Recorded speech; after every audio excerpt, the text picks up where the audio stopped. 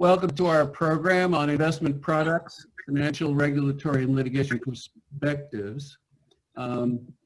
We've sent you, Rebecca Johnson has sent you the link to our PowerPoint slides, which you should look at in conjunction with the presentation. You also have CLE verification forms, and I will be giving you codes towards the middle and towards the end of this presentation, so for CLE credit. I see we have a large number of attendees, which I think is a credit to your interest in today's topics, or possibly your desire for CLE credit, but also the of our presenters we're fortunate to have today. Let me make introductions. My name is Larry Fenster. I am moderator. I'm a principal in Bressler's Financial Institution Practice Group in our New York office. I have, as some other presenters, decades of experience in securities litigation, securities and commercial arbitration, both domestic and international, and in regulatory matters on the state and federal levels. I also serve as a co-chair in the ABA section of the litigation subcommittee on seniors and vulnerable investors, and play a role in Bressler Seniors Group. Our first presenter today is Wes Holston. Wes is a managing principal of our Fort Lauderdale office. He, before joining Bressler, was in-house counsel and executive director at UBS Financial Services, where he handled and supervised the firm's litigation in 21 states and Puerto Rico. He also served as UBS's Southeastern Divisional Counsel, providing legal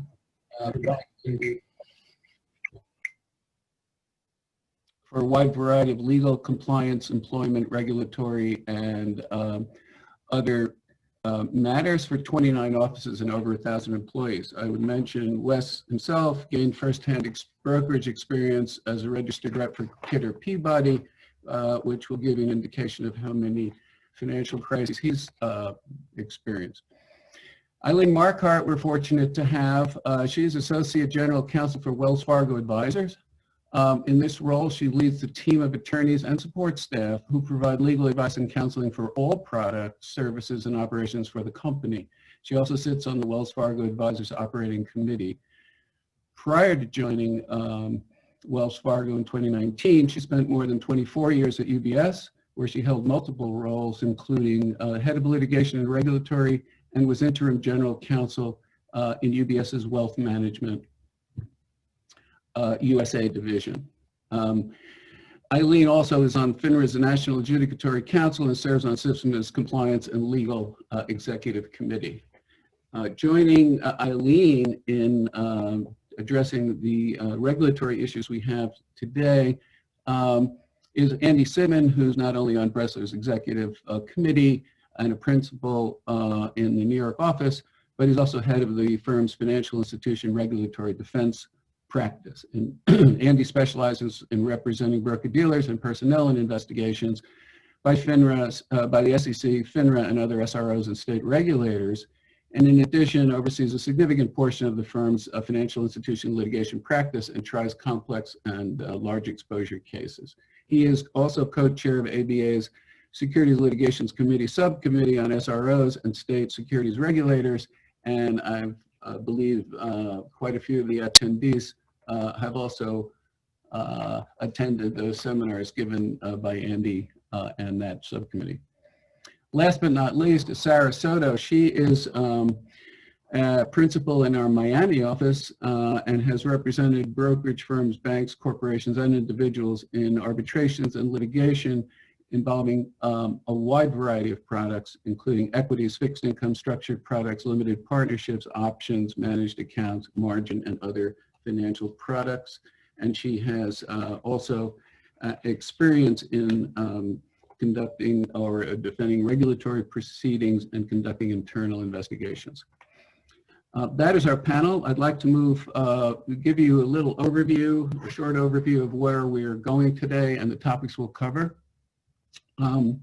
We'll begin by a brief outline of preliminary observations regarding bear markets and investment products as a lead-in to our first presentation by Wes, and that will be on the history of market crashes and a comparison to 2020. That will be followed by Eileen and Andy's presentation on regulatory developments and best practices, and then Sarah's presentation on approaches to litigation. There will be, I believe, a fair amount of back and forth, so let's begin. I'd like to kick off our discussion with just 2 or 3 observations that may provide a framework for our first presentation. Number 1, when we talk about a financial crisis, generally speaking, we're talking about a bear market. And bear market has, I think, the most widely accepted definition, a 20% drop in a recognized index. In February and March of this year, there was a 34% decline in the S&P 500 index. That would be an indication that we've had a bear market. And for those of you who are interested, I'd give a, let me just cite, there's a Bates Group publication called Bear Markets, Volatility, and Black Swan Events.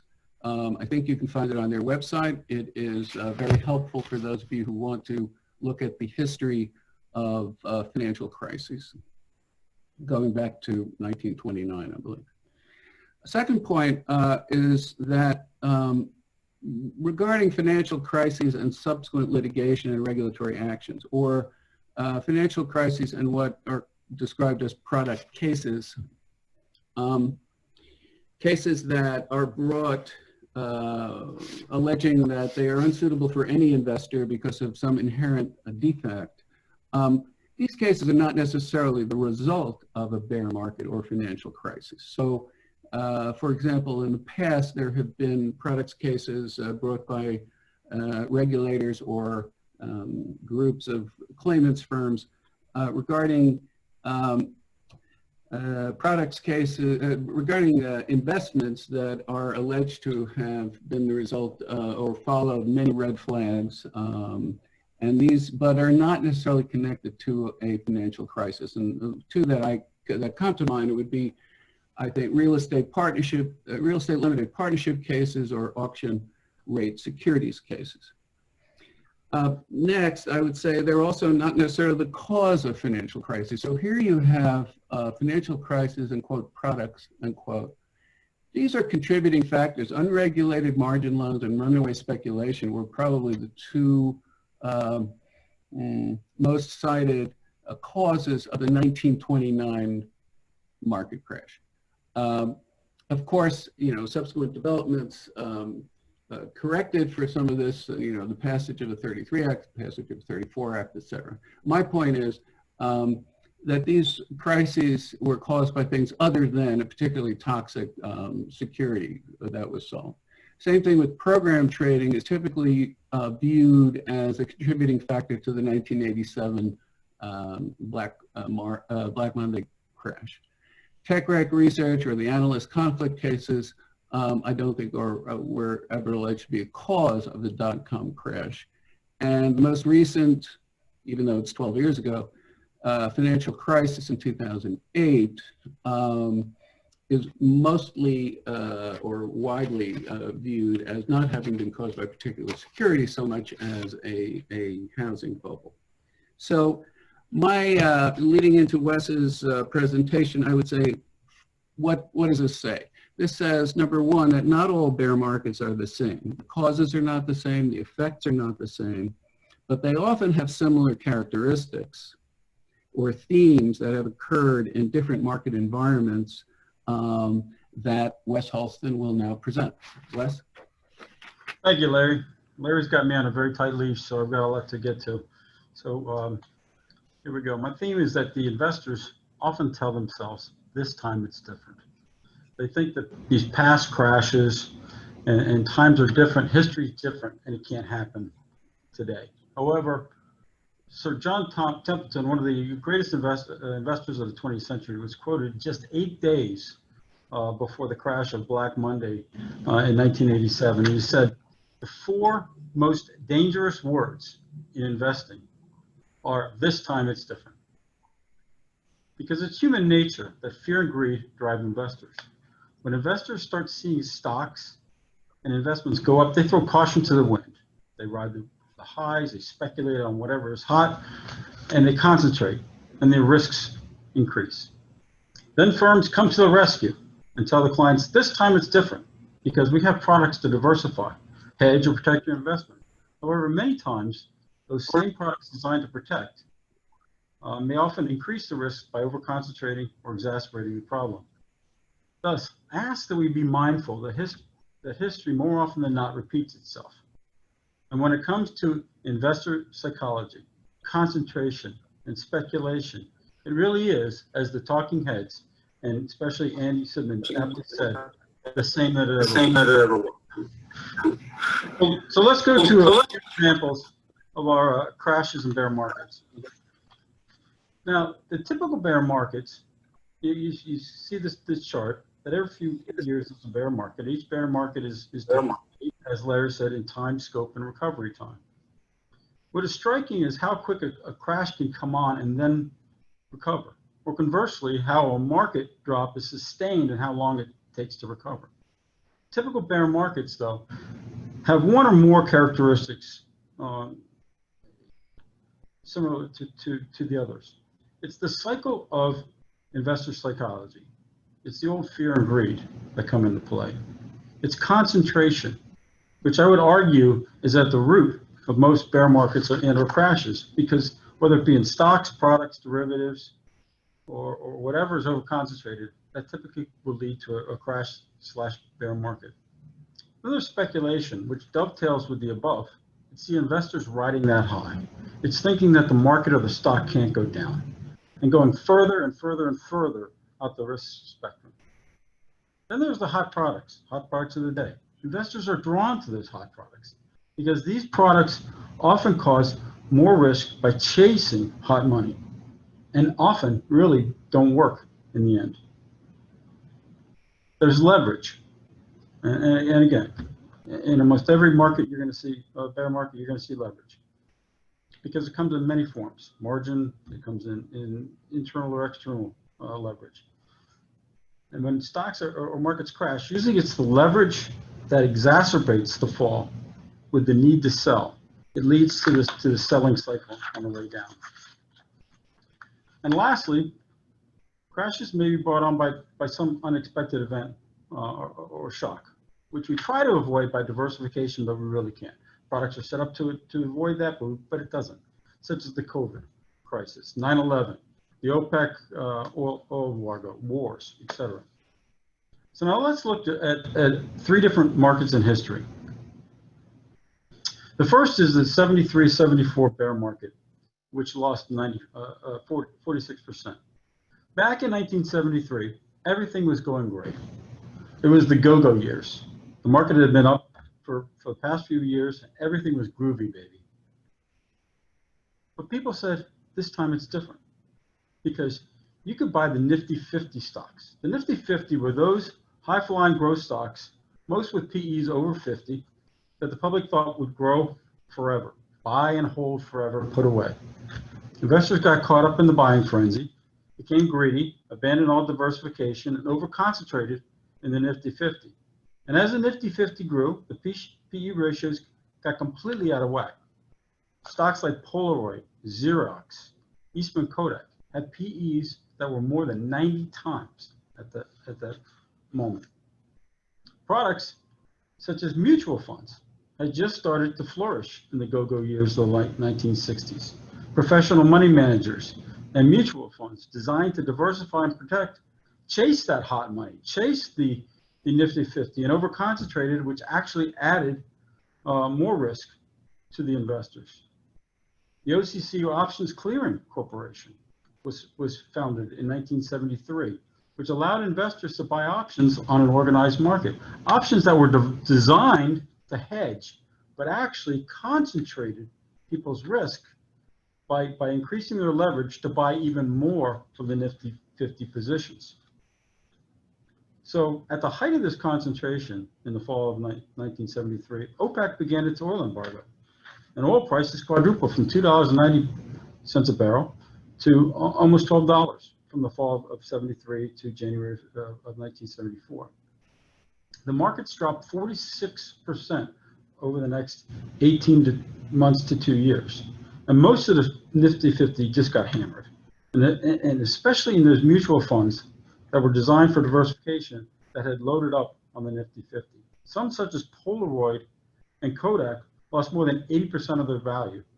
And it took more than 12 years to recover, to get back to that 1973 high from this bear market. Next. So one of our themes is that overconcentration is at the heart of investors' heartbreak, and is one of the telltales that investors and firms need to watch out for. Overconcentration can come in many different ways. It can come through leverage, come through stocks, it come through products. So as this chart shows, the various concentration of the top 5 stocks in the S&P 500 over the years. As you'll see, the concentration was about 22% in those top 5 stocks in 1973-74. Whereas today, the concentration is actually almost about 30% as of a few days ago. And based upon the market being up again about 500 points right now, it might have gone back to about 30%. So therefore, concentration is something that we always have to keep an eye on, especially firms need to keep an eye on that with their clients. Next, I'd like to discuss the crash of 1987. As Larry said, this was near and dear to my heart because I was actually an institutional broker at Kidder Peabody at the time. Yes, I'm 100 years old. And I got a front row education on the markets during this crash. Black Monday was October 19, 1987, and the market dropped 23% that day. And it capped a week in which the markets actually dropped 35%. And at that time, everybody said, this time it's different. Because firms at the time had manufactured products to hedge or protect the investments. In the mid-1980s, there was a huge growth in computerized program trading, and then later on into portfolio insurance. Portfolio managers and hedge funds could literally just push a button and hundreds, if not thousands of trades were automatically placed. Program trading then morphed into insurance strategy, which then all became the rage. Portfolio insurance was the use of derivatives, futures, and put options to hedge the portfolio and act as insurance against the drop. Initially, portfolio insurance was just for institutions and big money. But soon products for the individual investor began to pop up, such as Kidder Peabody was one of the largest program traders on the street. And in 1987, they came out with the Market Guard Fund, Market Appreciation Guard Fund. And this was to use portfolio insurance for individuals. And these are some of the actual words that came out of the ads from 1987. Kidder Peabody brings portfolio insurance to protect the individual investor. Brings portfolio insurance to the individual investor. If you are interested in investing in stocks but don't want to assume all the risk, call your Kidder Peabody broker. So ironically, the popularity of program trading led to the increased concentration into these program trading vehicles, models, and also portfolio insurance, which started the crash in October of 1987, when these computerized program trading automatically began to, they just pressed a button and started liquidating stocks at certain stop loss targets. And as they went through those loss targets, prices were pushed lower. Huge orders from the program trading led to the domino effect, as the falling markets triggered more stop loss orders. And the frantic selling triggered yet another wave of stop loss orders, which dragged the market into a downward spiral. It's just those same trading programs automatically turned off the buying, bids just vanished. And basically at the same time, there was no one left to buy, which created a vacuum. And if you were ever there to see that crazy 23% drop in the market, you saw there was no bids and everything just completely dropped. So in essence, these products, the portfolio insurance, the program trading that was designed to protect and act protect the individual investor, actually concentrated and magnified the risks, which caused the crash. So as a result of the 1987 crash, trading curbs and circuit breakers were instituted to stop this violent and concentrated volatility that was generated by the computerized trading. And the next bear market we'll look at is 2000-2002 crash bear market, which was the dot-com market. Between 1995 and March 2000, the NASDAQ rose 600%. And everybody said, this time it's different because the dot-coms were going to save the world. The internet, technology, and B2B companies were going to revolutionize the world and put all the brick and mortar companies out of business. So investors piled into these stocks. If you recall back then, day trading was big in the day. If you recall, there were daily stories of people quitting their jobs to day trade because this time it was different. You couldn't turn on the TV or talk to somebody at a cocktail party without discussing how well they had done in stocks and that the stocks were going to continue to make new highs. Hot money was chasing hot products. In internet IPOs, which doubled overnight, hot tech and biotech sector funds were popping up all over. Remember the Orbitex funds? I mean, we tried a bunch of cases involving Orbitex. I even recall one attorney from down here in South Florida who quit his job, moved to Chicago to join Steinrow funds. Just 2 years later, in 1999, he was the hot manager of the Steinrow Tech Fund and became an all-star manager. Within 2 years, his fund lost 80%, and he was back to practicing law.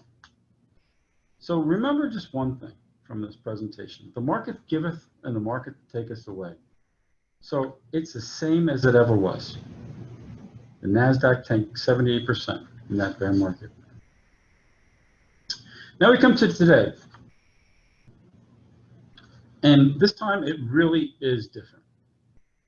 2020 has been crazy. Investor psychology has been like a roller coaster.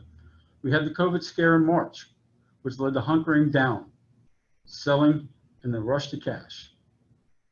Remember, a barrel of oil dropped below zero, and the markets were down 30%, 34%, as Larry said, in just weeks. Then the markets, and especially tech, rebounded. All you saw every day was Tesla's up 5%, up 5%. People were making fortunes day trading. Greed took over. People ignored the fundamentals. This time it's different. This time, we're going to be concentrated in the big tech stocks, the FANG, the work from home, Zoom, like we're on now. All those stocks are never going to go down. Netflix. Many of these stocks jumped 200 and 300% in weeks or just months. The hot products of the day that have been sold have added to this concentration. Index funds and ETFs have become more and more concentrated into tech, as we showed earlier that the S&P 500 was almost concentrated 30% into just 5 stocks. And tech sector funds have exploded. Risky IPOs are being filed left and right every day and are coming out at crazy valuations.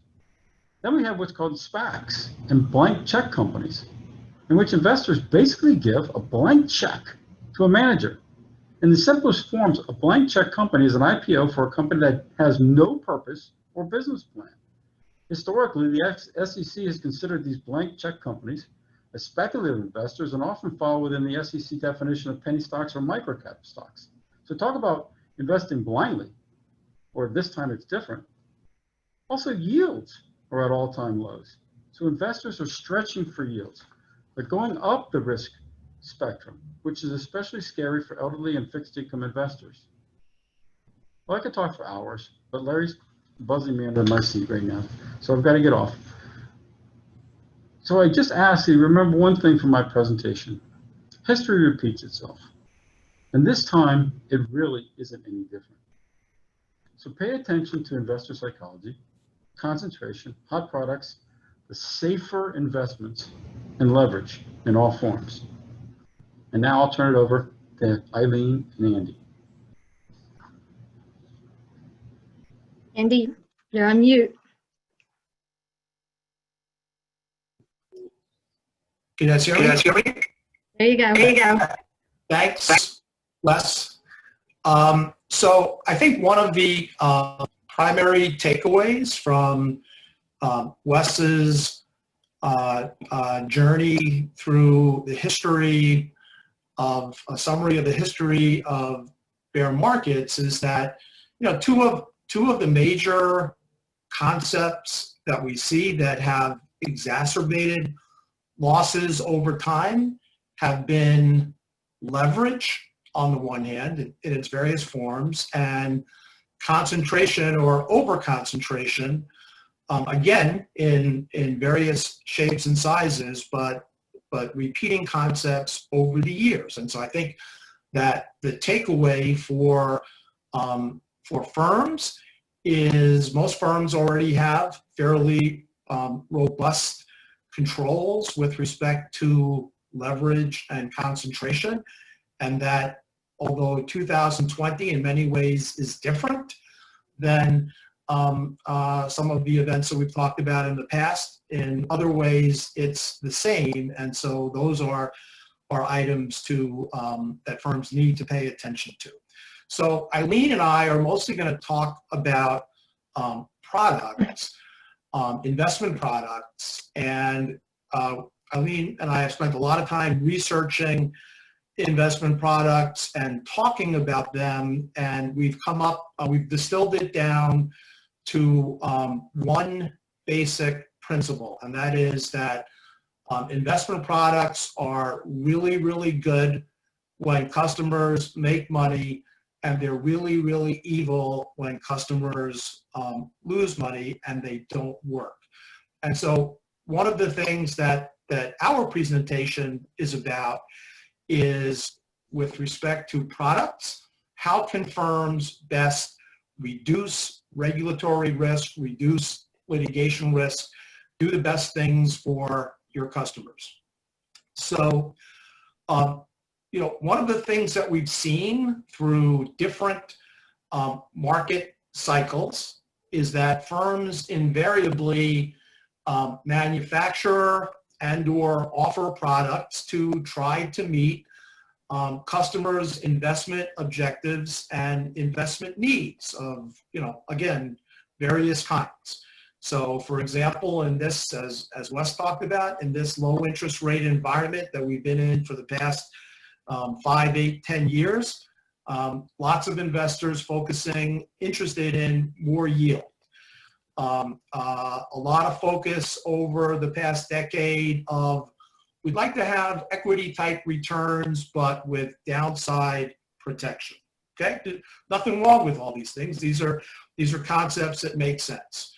Part of the issue arises that some of these products that firms develop and offer are what FINRA and the SEC deem to be complex.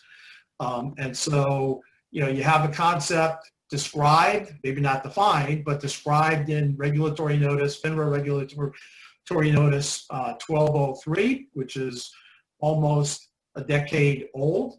And so, you know, through whatever market cycle, we have different products being rolled out to try to meet customer needs. And so, for example, you know, every so often there's a new product like volatility ETNs. Who knew? You can trade volatility. We also have some of the old reliable, the evergreen products like variable annuities. Not a year goes by without there being one or more significant variable annuity cases. And so, you know, both the SEC and FINRA continue to bring supervision/suitability cases based on these products. And, you know, I look at it as kind of a sliding scale for firms.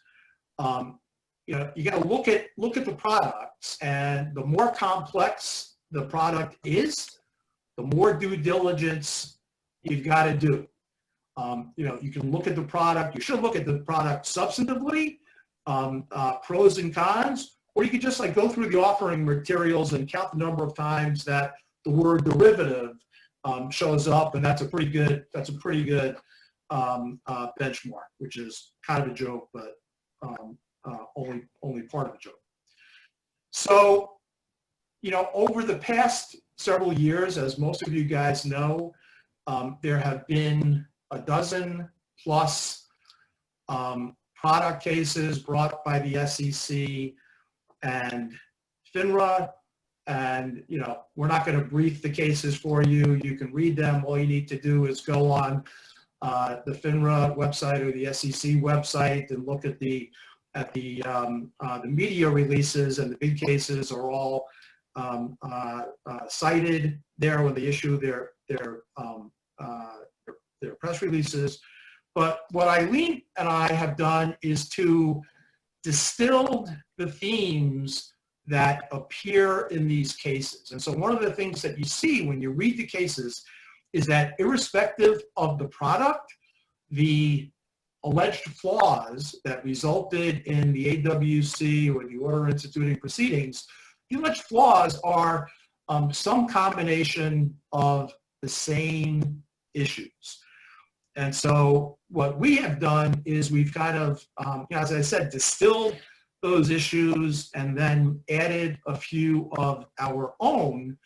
And the way we view it, and the importance of a webinar like this, is that each of these alleged deficiencies in the regulatory settlements is another opportunity for firms to fine-tune processes, fine-tune their controls, and thereby reduce risk for both the firms and their customers.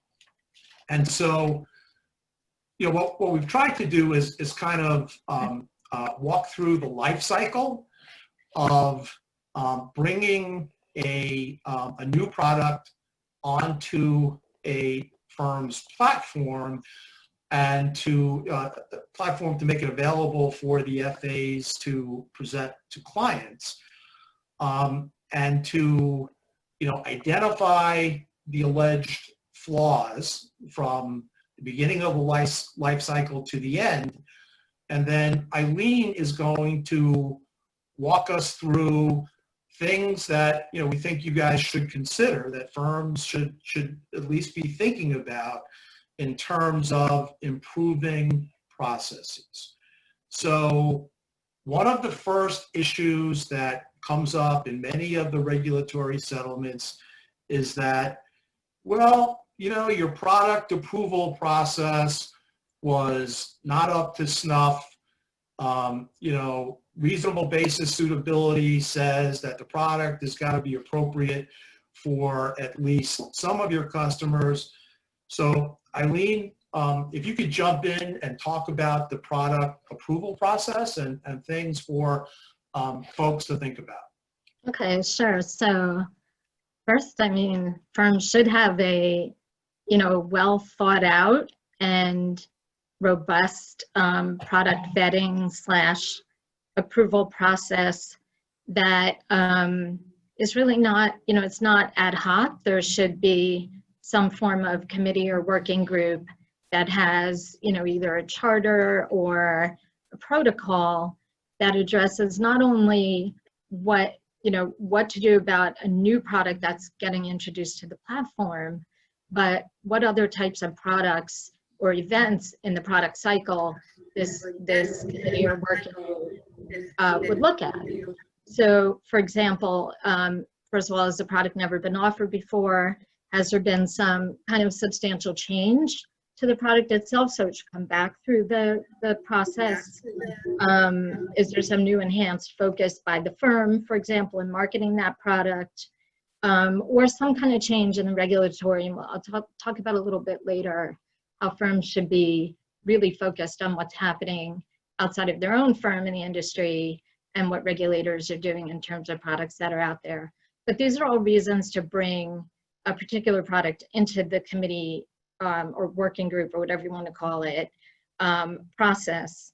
The process also should be well documented, right? So not only should there be protocols for what comes to the committee or working group, but also sort of the way the process is going to flow through, and then what came through and what were the decisions should all be very well documented, because you know, pretty much in any regulatory case that I've worked on involving products, especially one that was introduced new to a platform, they want to know what your new process committee looked at, and they want to see the documentation. Of course, documentation is always going to be helpful, assuming it's done, you know, it's done properly and with a robust process. So that documentation should also include steps for approval, and should show that there was a clear understanding of the risk profile of the product itself. The committee or working group, whatever you want to call it, should also have the appropriate people on it, right? Not only business management who's going to come and present, this is what we want to offer, this is why, this is what we think the value proposition is for clients, but should also have legal, maybe compliance, risk, you know, first and second line lines of defense in this working group, who can give their views and bring that control partner aspect to the process. And then, of course, this process should have some inherent flexibility to be able to create criteria for how and when the product could be offered, right? So, for example, eligibility, right? We've decided that we're going to offer this on our platform, but we only want to make it available to clients who have a certain level of net worth or sophistication, or some criteria around the size, you know, offering size, or what types of investment objectives would be a threshold level. So those are just some ideas, but generally, you know, having a robust process here and something that you can point to and that's repeatable is always going to be helpful. Andy, you're on mute, buddy. It wasn't me. The system did it. The gremlins. Okay. Okay, and so going to, thank you, Eileen. Going to what Eileen said, eligibility, obviously one of the issues that everybody's focused on these days is eligibility with respect to senior investors. So that's part and parcel of the process that Eileen talked about. Another evergreen issue in the product cases is deficiencies with respect to FA and manager training. Everybody who's done this has been through the scenario where the regulator says, okay, we want to talk to these 3 FAs who sold a lot of the product. And you bring in the FA and you say, okay, dude, make believe that I'm 16 years old and explain the product to me the way that you did to your clients. And it's pretty clear that the FA has maybe 50% of the story, and you know that's a big issue, and it's only compounded insofar as the manager is not up to speed with the product. So, Eileen, what about training?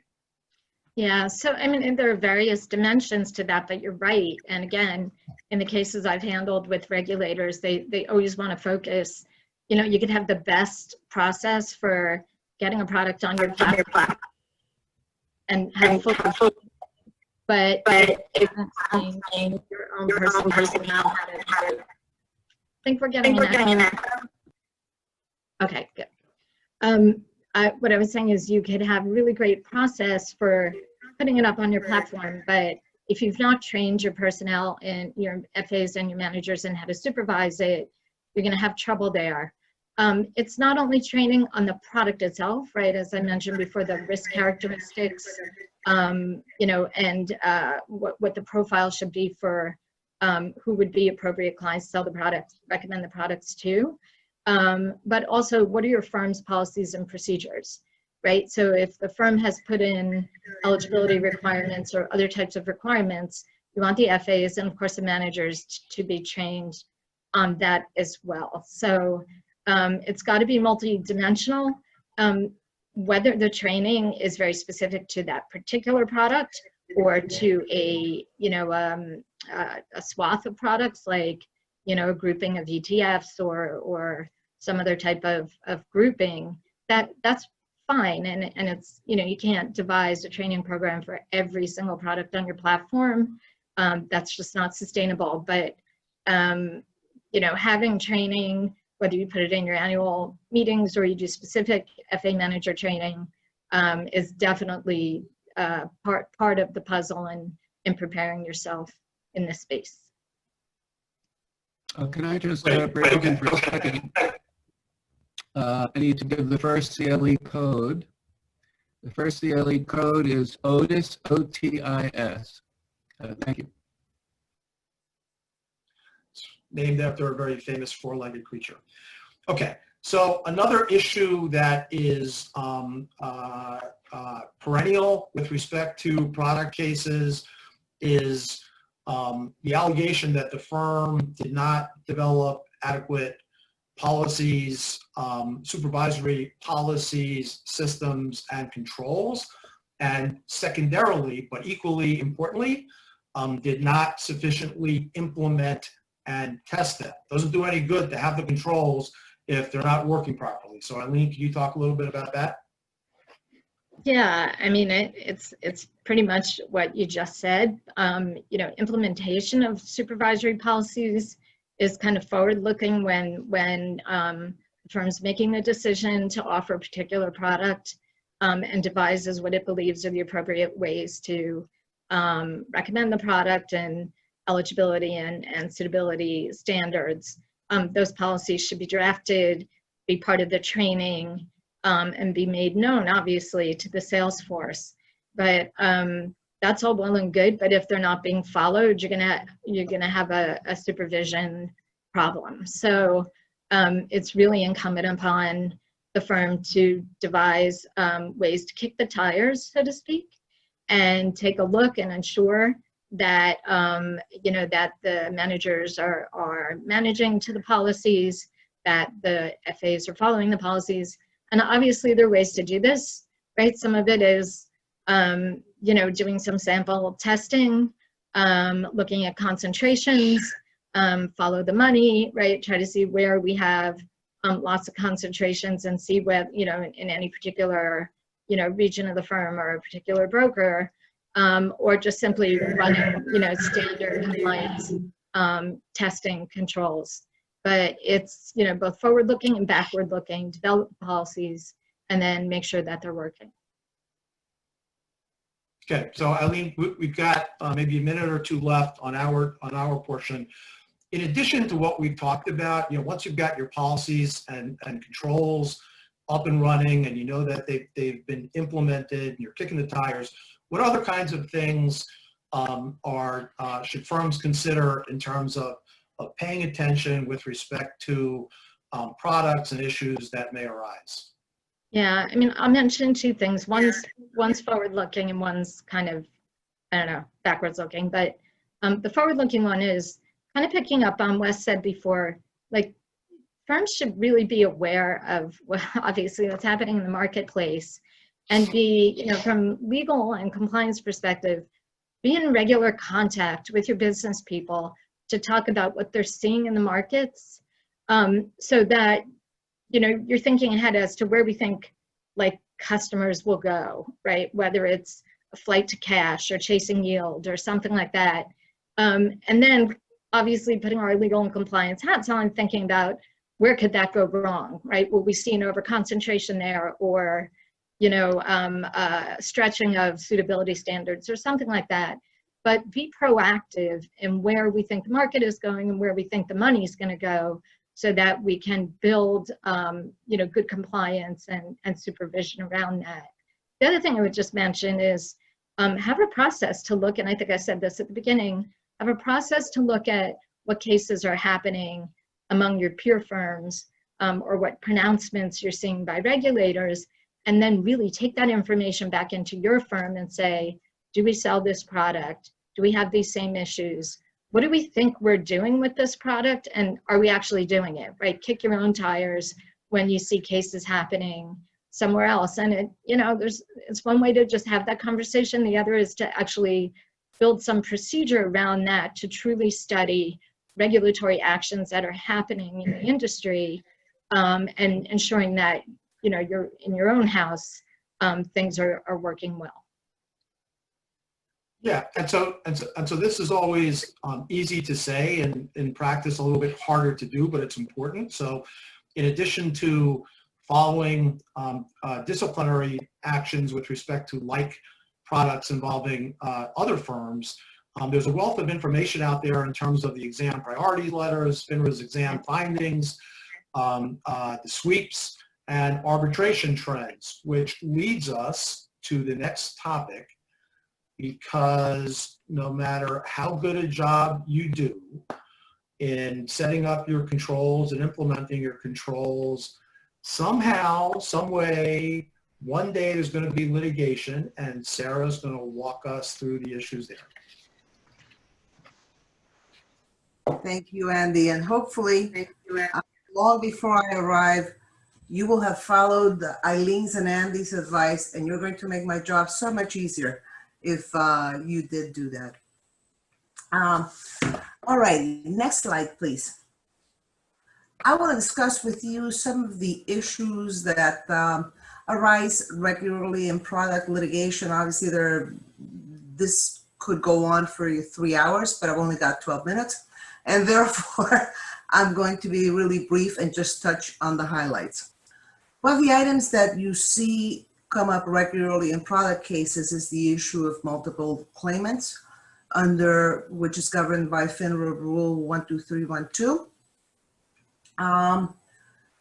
It's always easier, of course, for a claimant to put together, 25 people that happen to have bought the same product from different brokers, from different brokerage firms in different percentages of their account.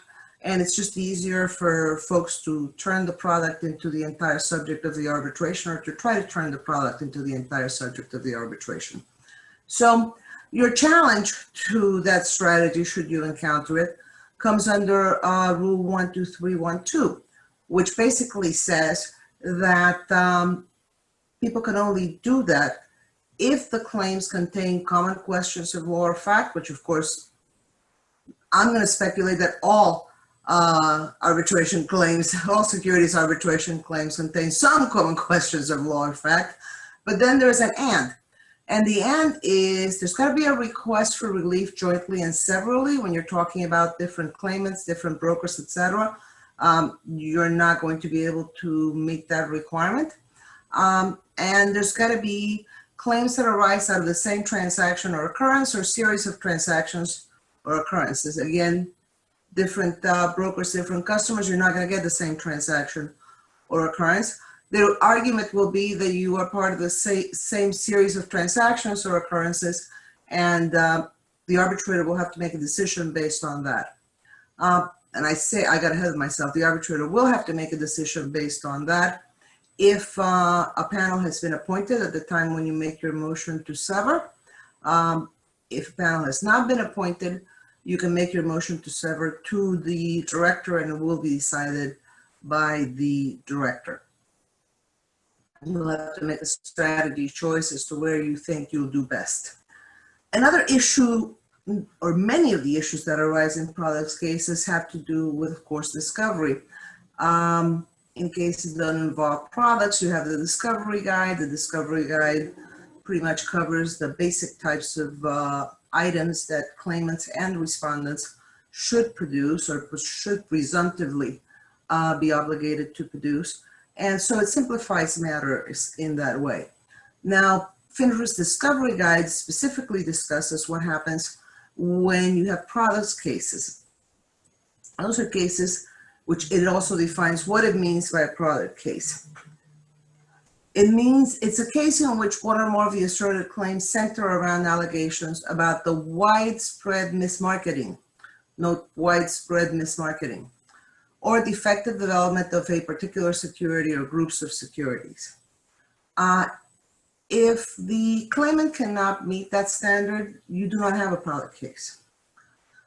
I would in fact argue that the majority of cases that are characterized as product cases are not product cases. They're really suitability cases.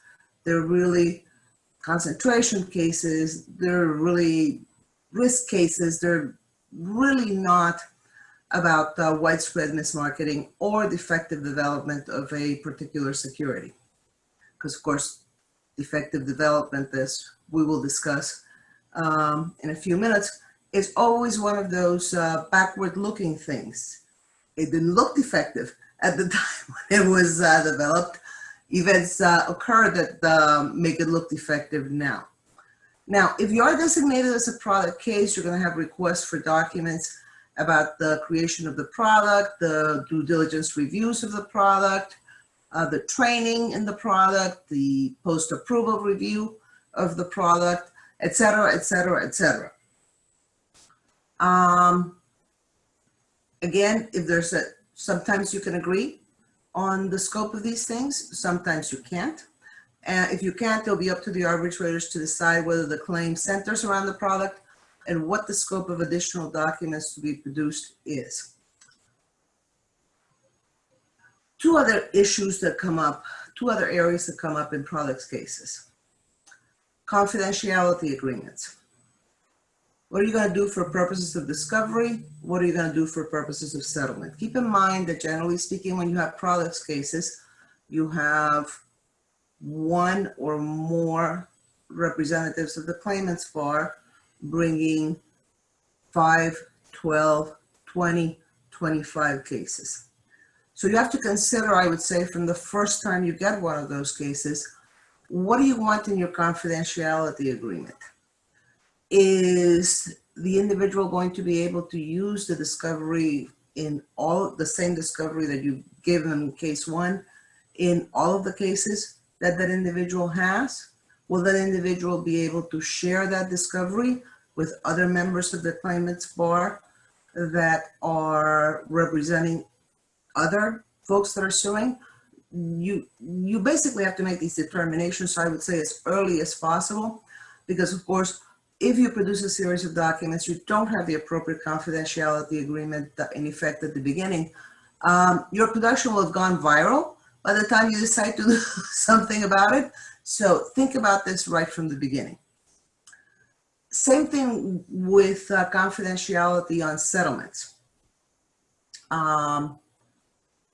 You can have it in your settlement agreement, but you're back to reality. The reality being Joe Smith, Mary Jones, they have 20 cases.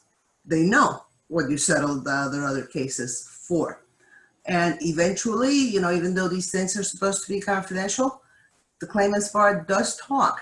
And so one day during settlement negotiations, you will hear that, you know, the standard for settling these cases is X percentage of such and such types of losses. And how do they know that? Unless they've all been talking to each other in the course of the litigation. So again, confidentiality agreements are important. I think particularly in discovery, you have to make the decision early on. In terms of settlement, gotta have the confidentiality agreement, but I honestly don't know how much good it's gonna do you. And of course, since we're talking about settlement, you have to evaluate when you decide whether or not to settle the case, not only what your settlement means for purposes of the particular case, but also what your settlement means for purposes of other cases that are going to be out there and that people are going to hear about and that people are going to want to deal with in one way or another. On the other hand, you also have to value the fact that eventually the cases will get tried. There will be awards entered. Some awards you're going to like, some awards you're not going to like, and that's going to have an impact on the settlement in a particular case that you're handling. So all of that has to be kept in mind when you're deciding how to negotiate the case. And now we get to trying the case, which, as everyone knows, is my favorite part. When the case starts, you're going to have to decide, you're going to have to consider whether you want to file motions in limine, whether, because there are going to be consent orders out there, there are going to be other arbitration awards that are involved, and you want to decide whether you want to deal with those issues or try to deal with those issues at the beginning of the case by asking the arbitrators to exclude this clearly irrelevant material, or whether you want to wait and do it during the hearing. I personally prefer filing the motion at the beginning. Other people say, you know, we're going to have all these arguments about all this prejudicial stuff is going to be discussed, so don't do it. I prefer to file the motions in limine. Opening statement. I think opening statement is important in all cases. I think it's particularly important in a product case. In a product case, there is a major struggle going on to define what the relevant issues are. The claimant will be wanting to talk about the product. If they have a sympathetic client, then of course they'll want to be talking about that as well. But they'll really want to be focusing on the product. And they'll want to make the product sound incredibly complicated, something that no one on this planet could possibly understand, even if they have, an MBA and 15 other finance degrees. And they'll want to say at all times that it was completely foreseeable that this product would fail or that there would be losses, that everybody should have known what was going to happen, et cetera, okay? If you're going to be defending a product case, therefore, you have to overcome hindsight bias. I think everyone knows what that is. When you look back at a decision that was made, it looks better or worse to you, depending on how it turned out, because now you know how it turned out. When the person bought the product, when the product was sold to the person, they didn't know how the product was going to turn out. There was an opinion going on. There was an evaluation and a guess about the future going on, and a desire to meet a customer's needs, desires, etc. So you're going to have to explain this product, and you're going to have to essentially sell this product to the arbitrators as it should have been sold to the customer before everyone knew the aftermath. You are going to have to explain the benefits of this product for a person that was purchasing it. You must know that product inside and out before you go to an arbitration hearing. Otherwise, people will start telling stories and picking out little parts of the product that are not going to be representative of what's really going on. Having done that, you're also going to have to deal often in these cases with non-public sales communications. What does that mean? When a brokerage firm creates communications to be given to the public, those communications are carefully reviewed, vetted, they contain disclaimers, etc. They have profuse risk disclosures, all those things that we all know. When the business people, however, are talking to themselves about a product that they are selling at that time, they all know what the product is. They don't have those disclaimers. They don't necessarily present a balanced picture because the people they're talking to already have the rest of the picture. So be prepared to deal with and put in the correct perspective the documents that are going to come out. And now I'm running out of time, so all I have to say about expert witnesses is, in a product case, I think expert witnesses are very important. You need someone to be there to explain the product in a clear and proper way to the arbitrators and to be ready to answer any questions that they're going to have about that product. Thank you so much. Thank you, Sarah. First, let me say our second code for CLE is Murphy, M-U-R-P-H-Y. And we will put that in the chat function as well. We have one question that came up during Andy and Eileen's presentation, and it is this. Annuities are more recently being heavily promoted for trust ownership. Now we have a complex contract placed within a complex legal instrument. How can advisors be trained to provide meaningful disclosure to their prospects for this transaction?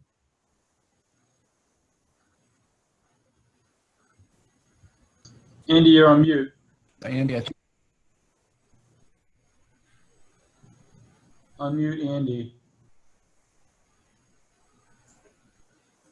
Okay, so you're taking what is inherently a complex product that regulators don't like, notwithstanding the fact that regulators will say that usually say that they're neutral, but history tells us that there's a lot of issues with respect to the way in which firms historically have sold variable annuities. So if you're taking a complex product and you're putting it within a complex structure, I don't think there's any magic bullet as to how to train the FAs to sell it. But I do think that the risk incrementally increases, and you better make doubly sure in terms of your controls that FAs who are presenting such products, offering, recommending such products within the context of a complex structure, know it inside out. So going back to what Eileen said about training, double the training, triple the training, make it more training. Thank you. That concludes our program. Thank you all for attending. We will be sending out other notices regarding future webinars to be presented by Bressler. And have a good day. Thank you.